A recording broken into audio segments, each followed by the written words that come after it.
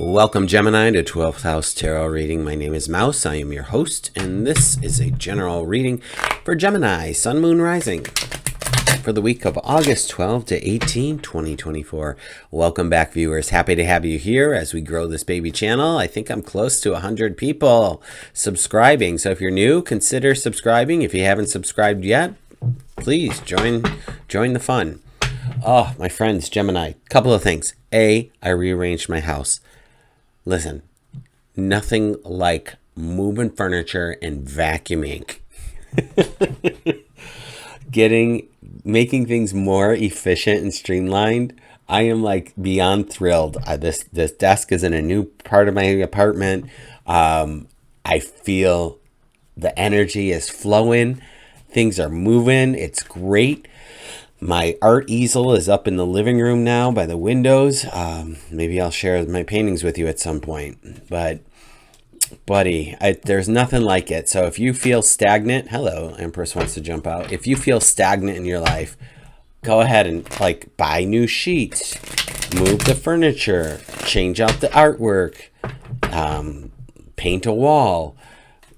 I've gone through, in the last 4 years, a variety of different plates and bowls because I buy them at Goodwill usually. So I just find a pattern that I like. I'm like, oh my God, this is so much fun. And then I just swap them out and donate the other ones. So it's a nice, easy, cheap way to just make a little change that brings a little color and life into your life. You don't need to sit there with doing the same old thing, drab thing day after day. Gemini, just in case you needed permission, please go ahead, do it. I think I find more energy around the new moon than the full moon. I'm trying to keep tabs on that because the full moon had me down for the count for some reason. So I think I do better in the dark. I don't know why. So here we do a past, present, and future spread, my friends. Obviously, my interpretation of what's happening. The first three cards, I like to say, are the chapter, and then we'll read into each chapter. Wow, okay. Interesting. You see how they're very similar. So we have the 8, for those who are not looking, the 8 of Swords, the Hermit, and the 4 of Wands. So it feels fine. It feels fine. It feels... the 8 of Swords is just reflecting, making your list of pros and cons, making sure you're on point, which is a great thing to do as we are in Mercury retrograde. Pluto's doing something wonky. So go ahead and listen to your people that talk to you about that. I am not one of them. And then we have the Hermit, where we're going inward, a little self-reflection time. Sounds good to me. And then at the end here, there's a victory happening. There's either relationship, love, or business, or otherwise. With the 4 of Wands, there's something is coming to a completion. So that's exciting. So let's start over here with the 8 of Swords and see who else is joining us. We got the King of Pentacles. Oh, the 3 of Swords. Okay. And the Queen of Wands. It's been interesting. You're my 4th sign that I'm reading for. I just finished all the fire signs. So if you have Aries, Leo, or Sagittarius, you may consider watching that one as well. Because there's been this interesting dynamic between the kings and queens and then something else happening. And I feel like 2 things. This 3 of Swords is denoting some kind of loss, which you may be in the process of figuring out with this 8 of Swords. But the king and queen, we got Pentacles and Wands. And the King of Pentacles he's so solid. He's so strong. He's so reliable. And we have then the Queen of Wands. And she has power and creativity. She doesn't give a rip what people think of her. So sit in that power. I feel like these 2 energies flanking this heartache that you might be going through is going to be the thing to get you through it. I think you're surrounded. Maybe there are people in your life, but you're surrounded. Maybe you're surrounded by a Taurus, Virgo, Capricorn, or Gemini, Libra, Aquarius. Nope, it's a big fat lie. Taurus, Virgo, Capricorn for sure. Aries, Leo, Sag. So maybe those are the people that are around you. I don't know. This is how we interpret the cards. Take it how it works for you. But there's a loss that you're going through. No big deal. It happens. We have the Hermit next. Introspection, going inward. We have the King of Swords. We have the Hangman. So more going even deeper inside. Do you know what I'm saying? Like, you get to meditate on this, but now you're like, I really want to get the enlightenment aspect of all of this. And then the Eight of Wands. So I feel like with the King of Swords, you're in your intellect, and I would have liked to have seen a heart moment here.